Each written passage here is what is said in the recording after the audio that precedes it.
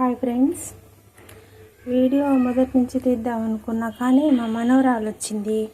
కాళ్ళల్లో పడి ఏది పని సరిగ్గా చేయనిలేదు ఫ్రెండ్స్. ఇది చలికాలం కదా, అదిగాక వర్షాలు పడుతున్నాయి, ఇంట్లో ఏమీ లేవు. అంటే బయట నుంచి తెచ్చుకోవటానికి పిల్లలు వెళ్ళమంటే వెళ్ళలేదు. ఇంకా ఏదో ఒకటి ఇంట్లో ఉన్నాయి అన్నీ వేసేసి రెడీ చేసేద్దాం, ఉన్న వాటితోనే సదిరేద్దాం అని చెప్పేసి ఈ పూటకి ఇంట్లో కొబ్బరి, కొంచెం క్యారెట్స్, అల్లం చిన్నులపాయలు, టమాటాలు, పచ్చిమిరకాయలు అవన్నీ ఉంటే వాటితో కొబ్బరి పలావ్ చేస్తున్నాను.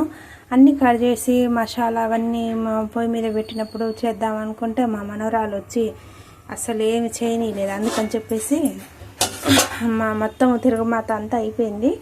ఇప్పుడు ఎసరు పెట్టాను ఫ్రెండ్స్. ఇవి ఎంత 3/4 కేజీ బియ్యానికి ఎసరు పెట్టాను. ఒక పూటకి సరిపోతాయి. ఒక పూటకి అంటే ఒక 5గురం కదా, ఒక పూటకి సరిపోదు. ఒక పూటకు మళ్ళీ మధ్యాహ్నానికి కూడా కొంచెం వస్తుంది. ఇంకా ఇప్పుడు టైం 10:30 దాటింది, 11 అవుతుంది. ఇంకా ఇది తినేసరికనే మధ్యాహ్నం అయింది. దీంట్లోకి గోంగూర కాంబినేషన్. ఇంకా ఏదో ఉన్న వాటితో చదివేద్దామని ఈ పూటకి చేస్తున్నాను.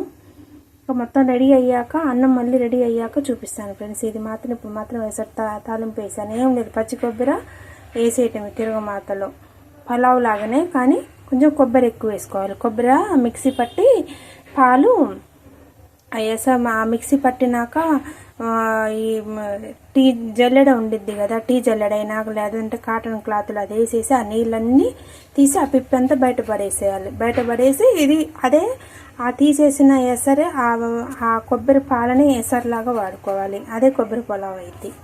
అదే కొబ్బరి పలావ్. నాకు మా అమ్మమ్మ చేస్తుంటే చూశాను చిన్నప్పుడు.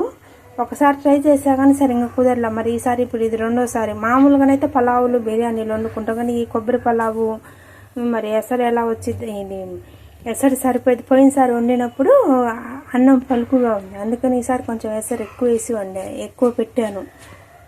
అన్నం అంతా ఉడికినాక చూద్దాం. బాయ్.